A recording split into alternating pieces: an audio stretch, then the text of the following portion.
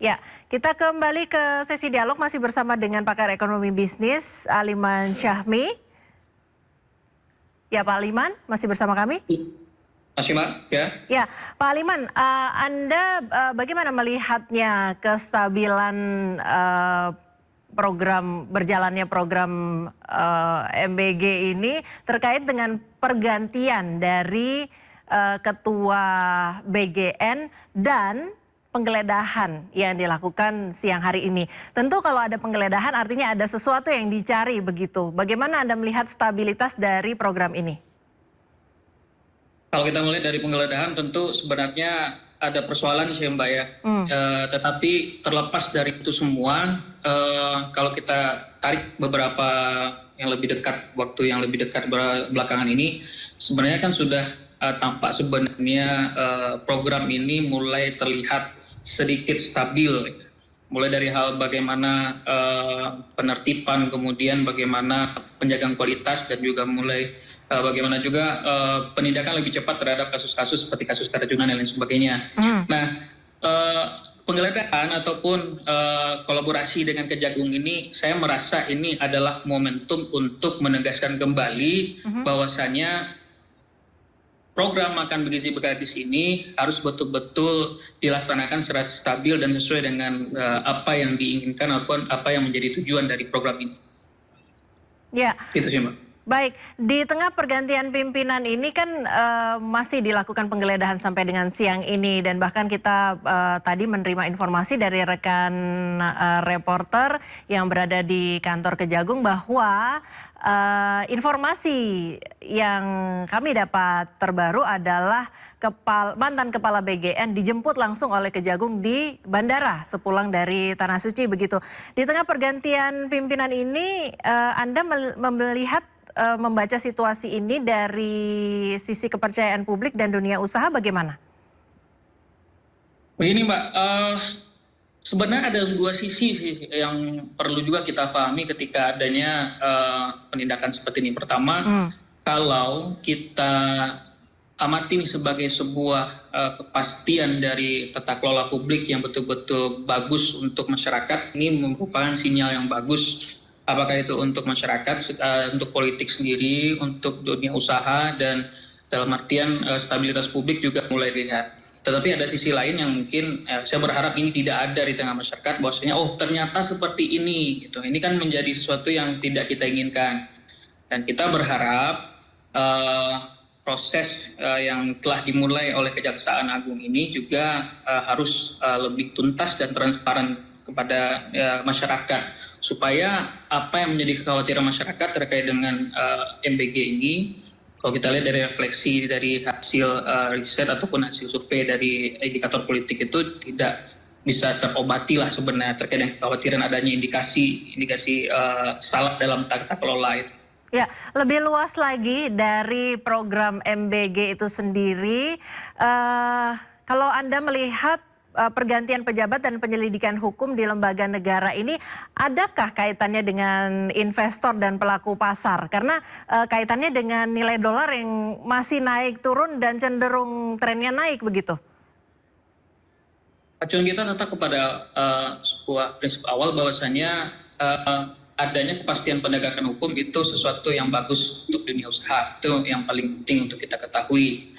Nah, kalau dengan kondisi saat ini, seperti yang saya katakan tadi, kalau ini betul-betul ditegakkan, transparan, dan seluruh persoalan bisa diselesaikan, ini akan memberikan sinyal yang bagus untuk dunia usaha juga sebenarnya.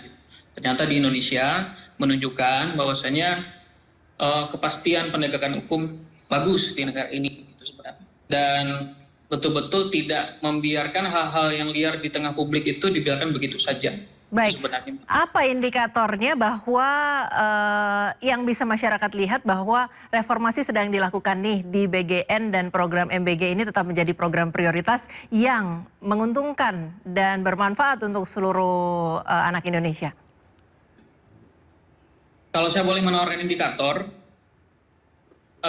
ketika pemerintah menetapkan ataupun mengganti pimpinan baru dari Badan Gizi Nasional ini dan kemudian ditindaklanjuti dengan membereskan sesuatu yang tidak bagus, dan kemudian tercapai perbaikannya, ini bisa menjadi indikator bahwasanya MBG ini bisa betul-betul menjadi program prioritas yang bagus dan dipercaya oleh masyarakat. Itu yang penting dulu. Jadi tata kelola, kembali ke saya katakan tadi, tata kelola harus disiplinkan kembali dan jangan kita menerapkan sesuatu yang sifatnya ekspansif itu lagi. Kita hanya tertumpu kepada angka, bagaimana jumlah penerima, dan kemudian kita bangunkan rasio-rasio ini sekian juta, sekian persen kasus keracunan hanya segini. Kita nggak berkutik lagi, tidak berbicara lagi tentang angka. Kita bicara kualitas lagi sih Mbak sebenarnya. Ya.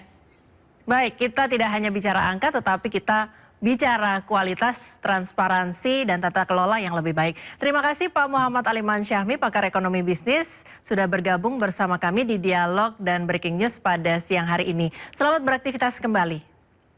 Oke, terima kasih. Ya pemirsa, usai jeda masih akan kembali dengan Breaking News. Tetaplah bersama kami. Ya, Presiden Prabowo Subianto mencopot Dadan Hindayana sebagai Kepala Badan Gizi Nasional. Dadan digantikan oleh Nanik Sudaryati Deang yang sebelumnya menjabat sebagai Wakil Kepala Badan Gizi Nasional.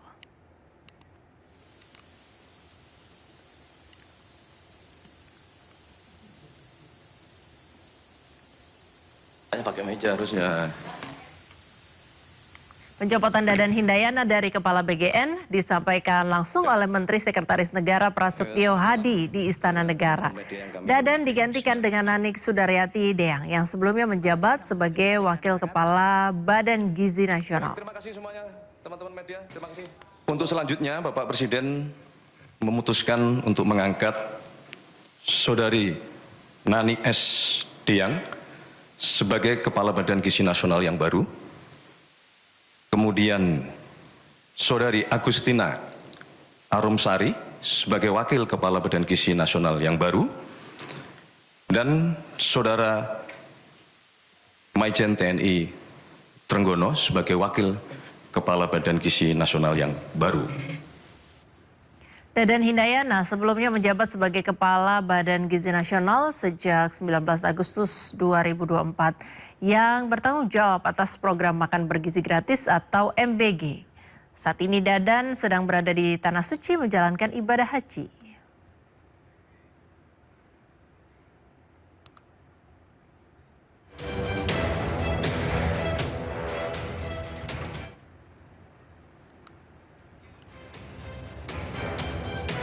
Sebelum bergabung dalam pemerintahan, Nanik diketahui sempat berkarir sebagai jurnalis. Nanik memulai karir di pemerintahan saat dipercaya menjadi wakil pertama Badan Percepatan Pengentasan Kemiskinan pada tahun 2024. Sementara sebelumnya pada 2019, Nanik pernah menjabat sebagai wakil ketua Badan Pemenangan Nasional untuk pasangan Prabowo Sandiaga Uno dalam Pilpres.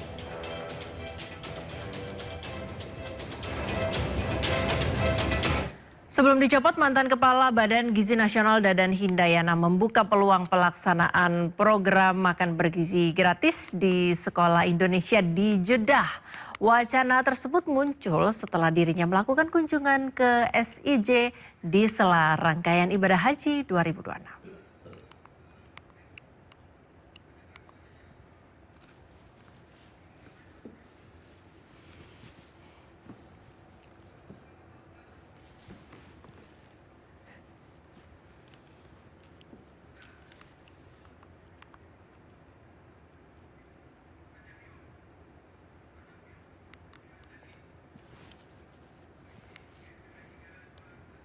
Ditemui saat hendak pulang menuju tanah air usai menunaikan ibadah haji di Bandara King Abdul Aziz, Jeddah, Arab Saudi, Kepala Badan Gizi Nasional Dadan Hindayana akan membicarakan lebih lanjut terkait dengan pengadaan makan bergizi gratis di Sekolah Indonesia Jeddah.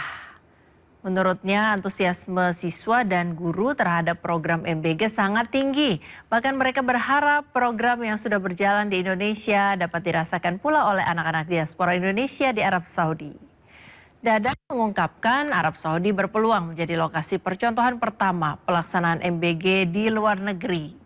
Berdasarkan data yang dimiliki BGN, ada sekitar 1.408 siswa Indonesia yang bersekolah di Jeddah dan Mekah yang berpotensi menjadi penerima manfaat program ini.